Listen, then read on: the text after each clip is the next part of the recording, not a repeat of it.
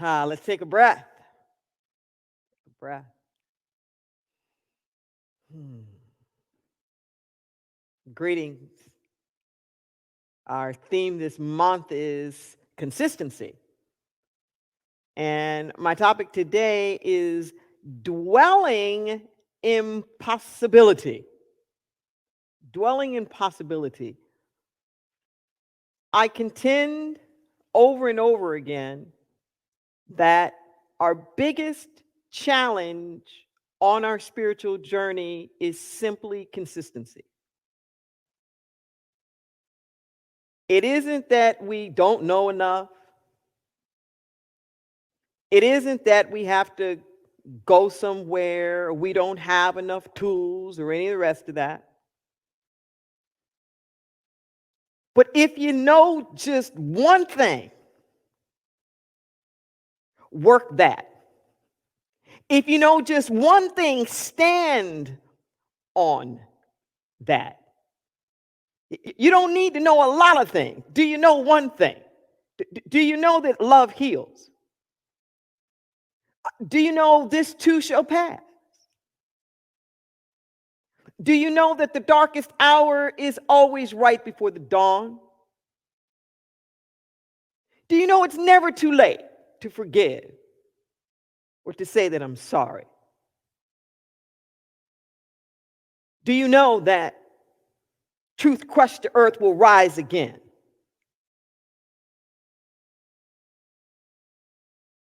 What do you know? Everybody knows something. Something that you feel like you can count on, and just work that unwaveringly, regardless of the circumstance, regardless of the condition. Use that one thing in everything. No exclusions, no exceptions. Use it in your personal life. Use it in your financial life. Use it in your emotional life. Use it in your spiritual life. Use it in your political life. Use it everywhere. Use it in matters large. Use it in matters small. We have this notion like we need different principles, that we need whole new sets of tools for different things. You don't need whole new principles or new tools for different things, because truth is truth is truth. The principles are going to work everywhere. It doesn't matter. The principles of music don't care if it's a little harmonica or if it's a full symphony. The laws of gravity don't care whether you're talking about a tennis ball or you're talking about a rocket ship. The matter is about caring, concern, sharing, giving, receiving. It doesn't matter whether it's big or small. I can't think of the guy's name now. But he wrote that classic, everything I ever needed to know, I learned in kindergarten. Everything I ever needed to know, I learned in kindergarten. Play fair, share, take a nap. I mean, all these like really basic things I learned in kindergarten. Dwelling in possibility. So here's the thing. When I say consistency is the biggest challenge we have on the spiritual journey, it isn't because we lack consistency. We're just consistent about the wrong things.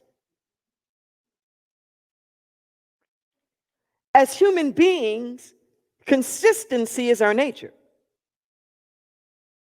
As human beings, we are repetitive creatures. We are creatures of habit. We get into certain patterns and we keep doing the same thing.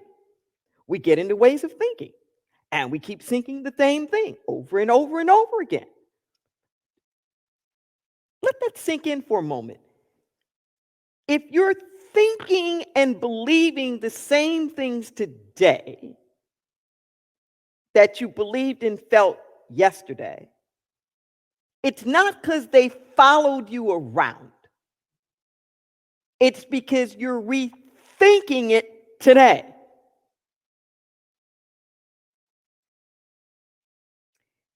You remember things because you've reinforced it. If you stop reinforcing it, you won't remember it. You'll forget your own telephone number if you don't repeat it, if you don't reinforce it. Now, in actuality, nothing's ever lost. So I want to be plain in what I'm saying. It's more like the difference between trending and something being in an archive. If it's trending, it's getting a lot of immediate attention. But if you stop giving it that attention, it doesn't fall off the face of the earth. You just have to dig a little bit deeper because it's now in the archives. Here's what we do.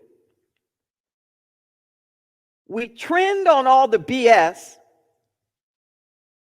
and we put our spiritual knowledge in the archives.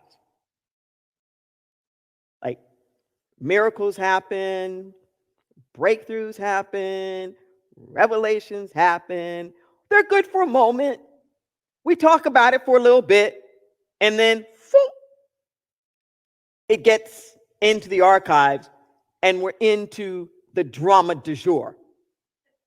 One drama to the next drama to the next drama. And we can't even remember the miracles. We don't have a problem being consistent. We're just consistent with the wrong things. So what happens for us, to many of us on our spiritual journey, is we'll get it for a second. Then we go into forgetfulness. The Buddhists talk about this a lot, the forgetfulness. Then we beat ourselves up about the forgetfulness. Then we'll go through all of this analysis trying to figure out, why am I so forgetful? And we're still not getting on with the remembrance. It's a constant reinforcing. When we say stay on purpose, that's really kind of a misnomer. Because it really isn't so much stay on purpose as it is correct quickly. Keep coming back to purpose. Keep coming back. Because we're going to get off, just like a rocket ship, going to the moon is only on course about 5%. 95%, it's course correcting. And that's how it is with us going through life. There's not one chiropractic adjustment to end all chiropractic adjustments. Life happens. You're in alignment, you stress, you pull this out, this thing happens or whatever. You realign. There's no one meal that's going to sustain you for all eternity. You have to have consistency in your eating, consistency in your rest. Repeat these things over and over again until they become a part of you. We're talking about dwelling in possibility. The world gets too much with us. The world gets too much with us. As it says in Scripture, be not conformed to this age, but be ye transformed by the renewing of your mind. And we have to seek this continuous renewal, and the renewal happens with consistency. Listen to what I'm saying. You have to consistently renew. You have to keep coming back to the renewal, fresh over and over and over again. If this were a relationship, a one-on-one relationship, because this is basically just a relationship with yourself and the divine, you can't rest on the laurels of the conversations in the communion you had 2 or 3 years ago. That's not going to cut it. You have to be present, moment to moment to moment, available, engaged. This possibility, this dwelling. And you know I love language, so I had to look it up. To dwell. We usually think of dwell as to live. And yes, that's part of it, but there's more to dwelling than that. To dwell. To think, speak, or write at length about a particular subject. To dwell on something. It's also defined as a period of time in which a system or component remains in a given state. I'm going to say that again. A period of time in which a system or a component remains in a given state.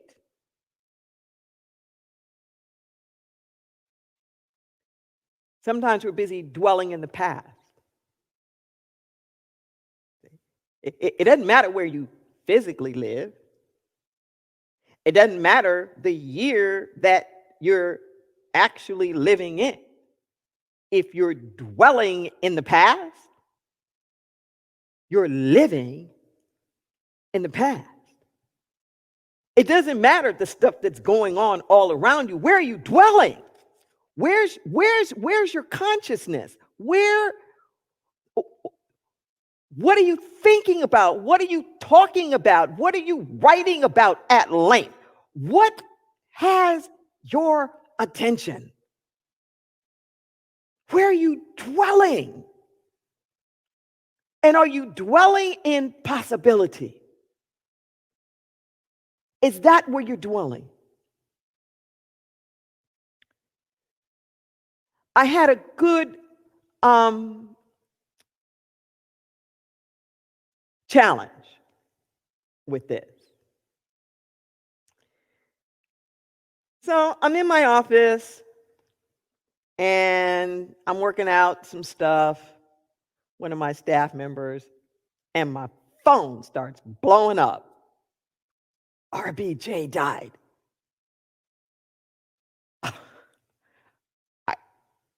I it's like my heart just stopped.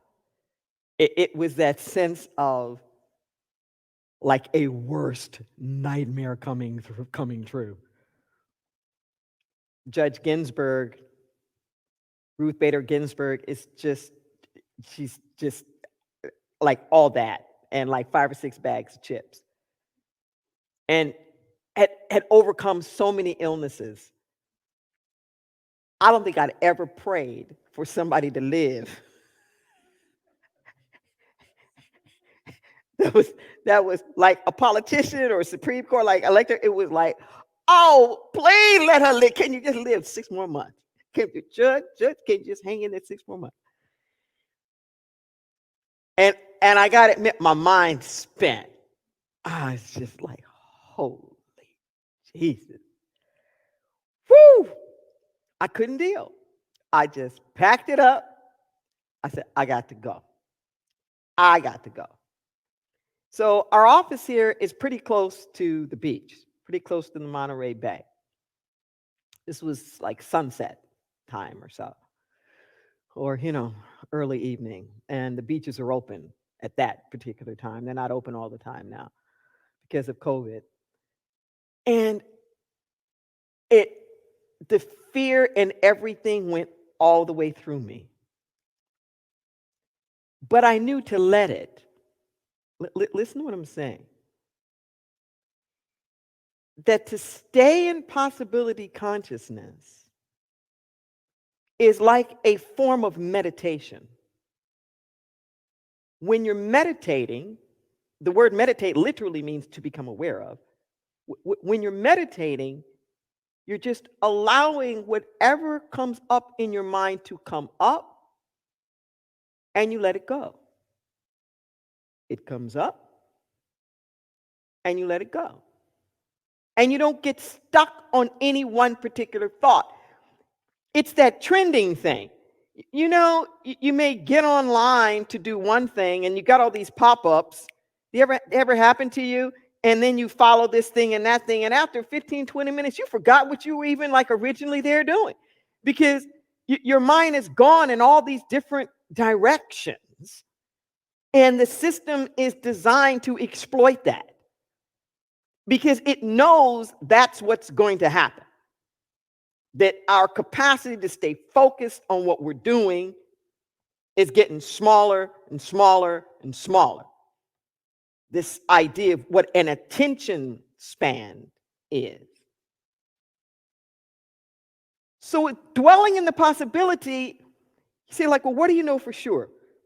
You know, I had to stand in what I know for sure is that God is God. God's God.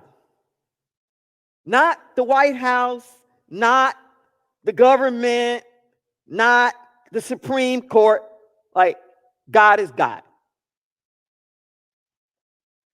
And that same Supreme Court that lately has been ruling so wonderfully inclusionary, that same Supreme Court has sold me down the river in other times as a person of African descent, as a female, like you name it.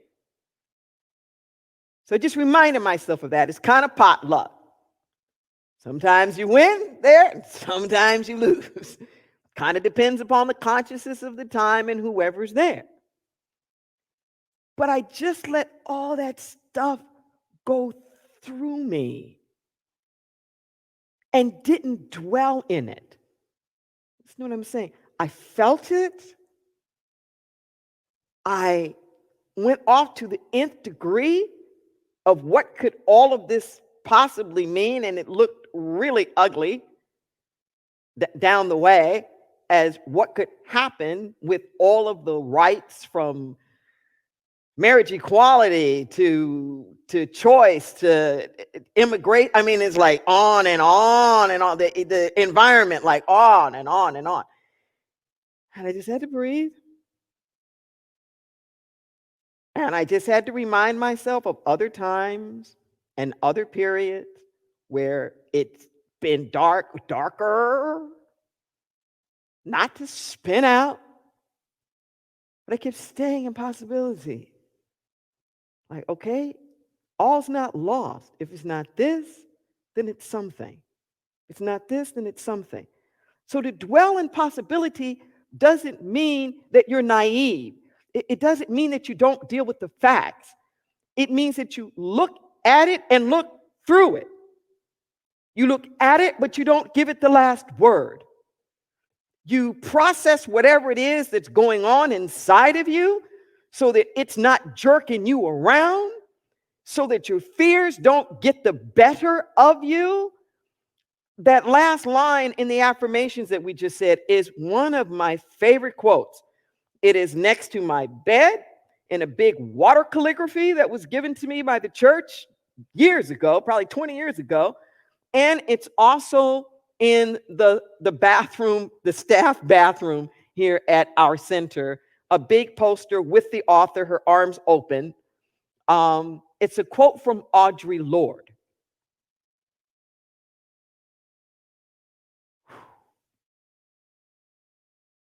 When I dare to be powerful, to use my strength in the service of my vision, it becomes less and less important whether I am afraid. When I dare to be powerful, and I love her definition of power. Power is using my strength in the service of my vision. And when I do that, it becomes less and less important whether I'm afraid. See, When I'm using my strength in the service of my vision, when I'm staying in the possibility consciousness, I'm not worried about if I'm afraid. I'm not even trying to not be afraid. How much time do we spend trying to shift all the outer stuff and whatnot so we're not afraid? Audre Lorde, who did that quote, was another one of those sheroes like Judge Ginsburg.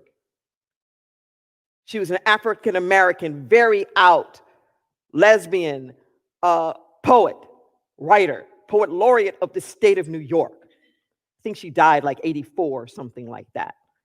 So she was one of those people before me, like helping to open the door so a person like me could have a pulpit like this.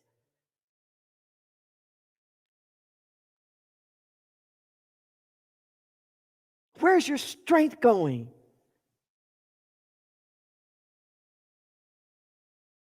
Is your strength going in the service of your vision? What are you doing to be consistent? So this may sound a little silly, but let me tell you about one of my most important practices to get my own consistency. Bubbles. So bubbles are one of my favorite pastimes. A bucket, these big wands. It actually has rope at the end of it from mops. And this formula that I make up. One of my practitioners here hooked me up with this a few years ago. And, you know, I love to do it. And because we're so close to the beach here, there's lots of open space. And there's usually a good breeze. So when it streams, it's very long. Very, very long. And then it breaks off into these bubbles. And when it streams, it actually streams the colors of the rainbow. And they morph and they shift and they twist, and even the bubbles that break off. It's like a sci-fi thing. They get long and this and that. And if it's a good breeze, you can get bubbles that go literally like quarter-mile down. Or you watch them go like 15, 16 stories high, and up so high you can't even see them. But bubbles attract people. And for whatever reason, the vast majority of people get a thrill out of breaking them. Like a magnet, they will run from wherever they are to burst my bubbles. Literally.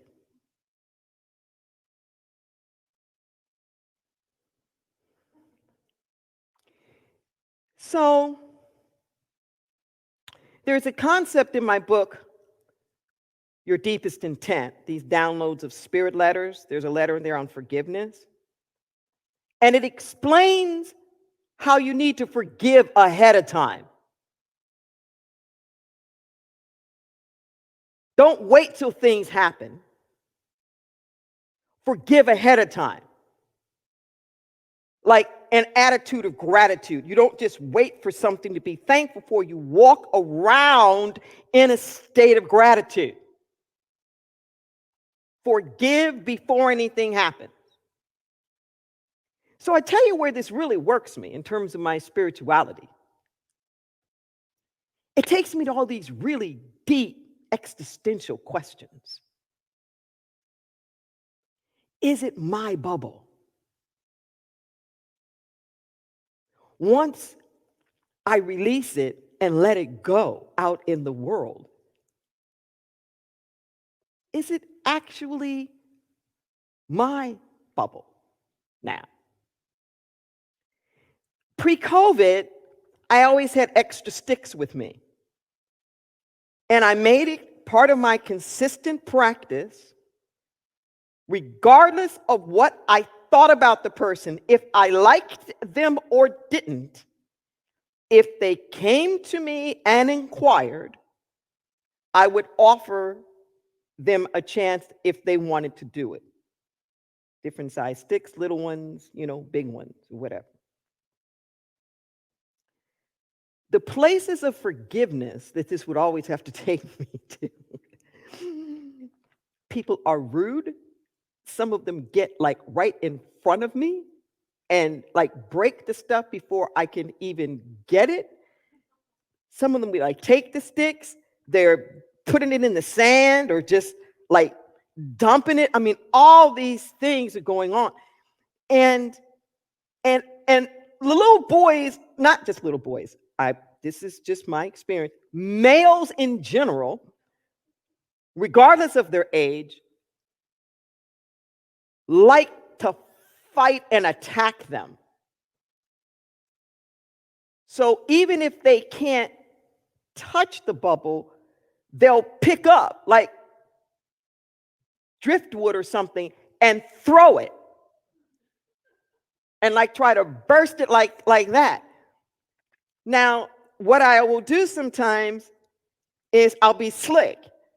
There's a way that you can make like little bubbles if you close the wands a little tighter. So I might make like a bunch of little bubbles to like distract like the little kids so they could do that so I can do a big one up over them. Or all these little things. And I really love it when little tykes come. So there's a way I can do the bubbles and have like bubbles just go like just straight at them. And they do, they giggle and all the rest of that. Now, it's been a beautiful pastime in COVID time because you can socially distance. They don't have to be close to me. And people are watching all over the place, and you can hear people clapping and yelling when they can see like a bubble like really go far. Like, woo, I'm probably the most photographed thing at the beach besides the water. Very few people actually ask. They're just like, coming up and doing it, and there's all these different things. And what I notice is I will pick and choose when I do my bubbles, depending upon whom I'm seeing around. And I had the most interesting experience with this the last time. So this was right when I'm trying to deal with the Judge Ginsburg thing, right? So I ain't feeling it right at that moment. I'm really not. I really don't want to be bothered. And I just want to do my bubbles and leave my blickety-blick bubbles alone. And for whatever reason, I don't even know where they came from because I'd never experienced like that many. At first, it was about 4 white guys. They looked like they were probably 20-ish or so. And then there were like 15 teenagers, all white guys. All of these were white guys. They were kamikazing my bubbles, like and I just kept getting madder and madder, and they were throwing more things, and I was thinking, like, how dare you? And I'm going off. That's wrong. You just call it your entitlement, and I'm just in my mind. Now, part of me, at least the older ones, I was thinking, Deborah, they're just having fun. I know they're having fun. And then I had to catch myself because at some point I just stopped doing it. I wanted to do my bubbles, but I was like, you know what? I am not going to stand here and be your entertainment right now. So, I just didn't do my bubbles anymore.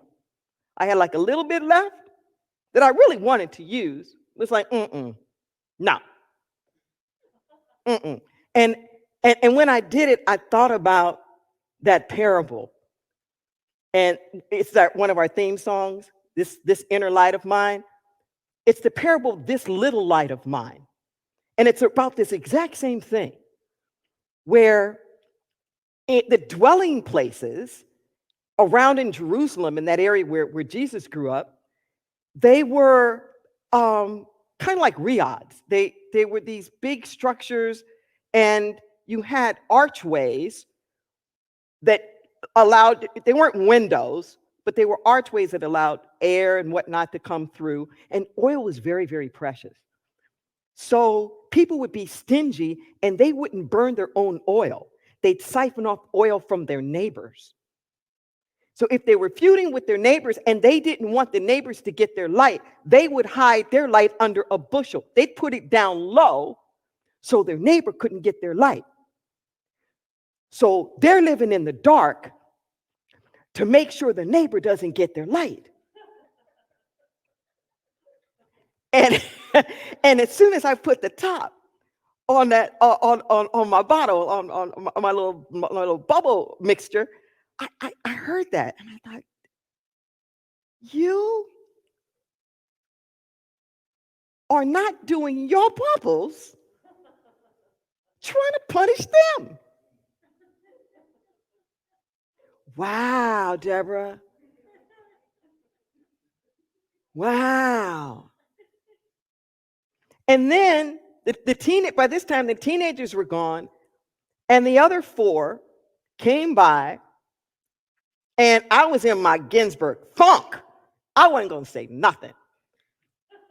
And they just laughed and waved, and they were like, thank you. Thank you for that. That was so much fun. I was like, oh, shoot.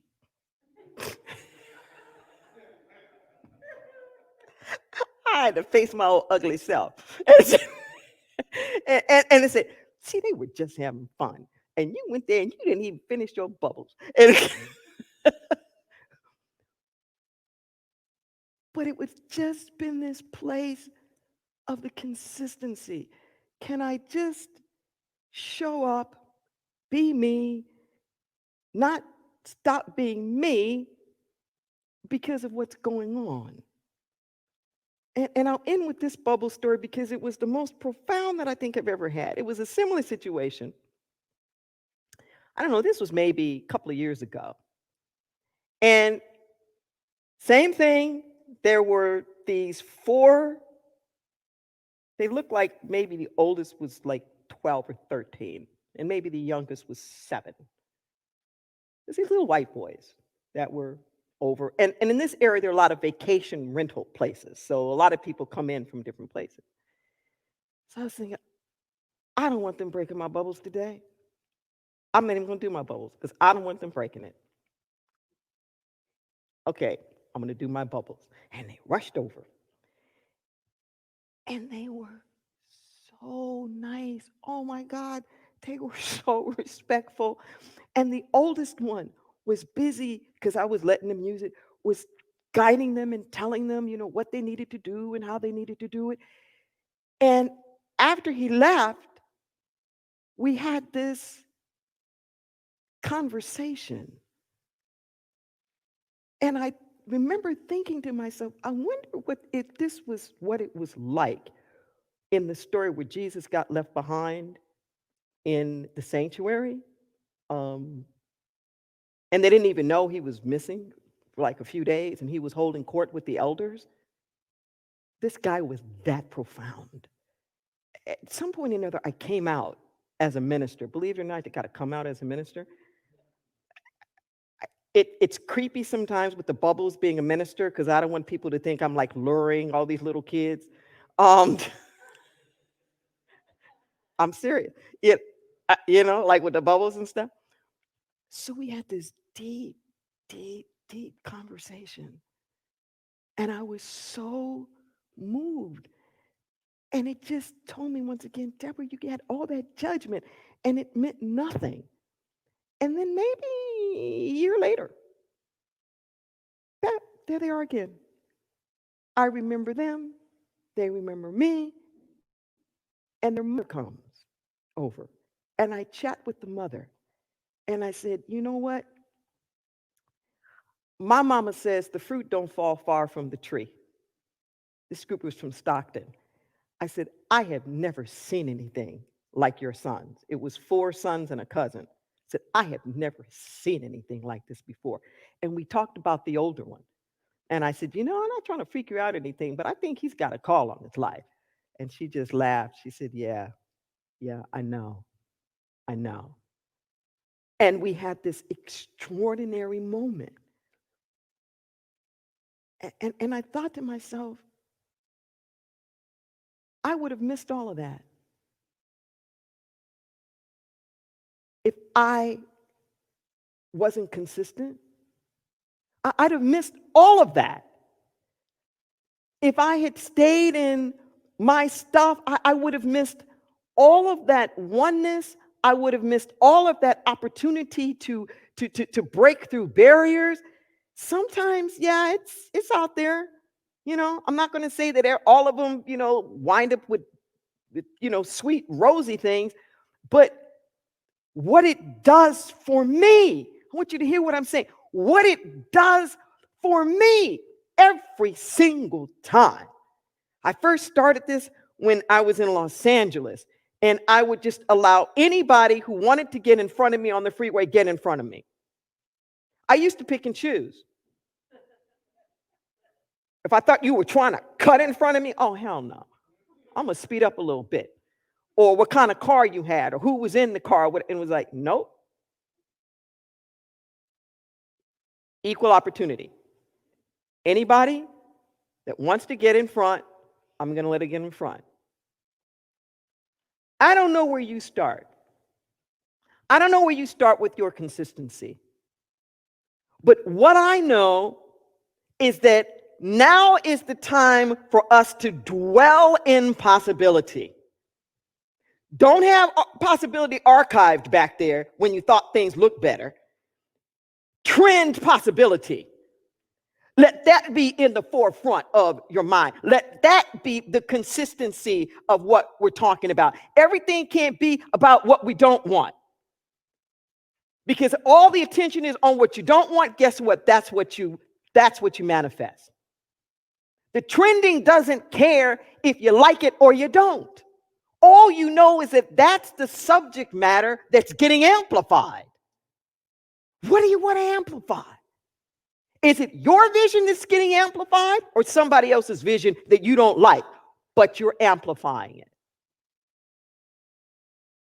Be consistent in your own practice, and certainly now in this social political environment. Be consistent and dwell in possibility.